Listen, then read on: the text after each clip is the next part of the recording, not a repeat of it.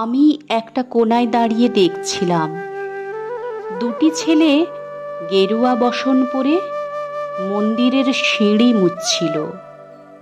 এত মন দিয়ে আমি কাউকে সিঁড়ি মুছতে দেখিনি। এত ভালোবাসা দিয়ে আমি কাউকে ধুলো তুলতে দেখিনি। সিঁড়ি নয়, যেন জননীর ত্বক থেকে ধুলো তুলছিল। এভাবে কেউ সিঁড়ি থেকে ধুলো মুছতে পারে, এ আমি কোথাও দেখিনি। স্থিতপ্রজ্ঞ মহারাজকে জিজ্ঞাসা করলাম, এই ছেলে দুটি কে?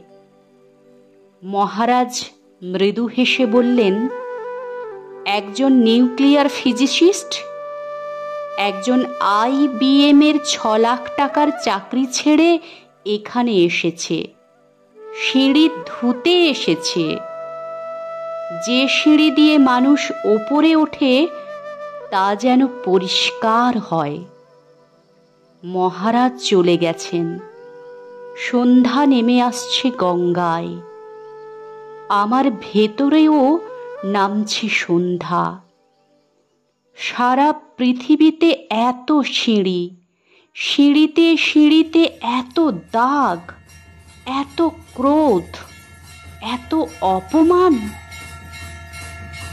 আরতি শুরুর আগে মনে হলো, যে সিঁড়ি মুছতে পারে না সে কোনো দিন মানুষের চোখের জল মুছতে পারবে না।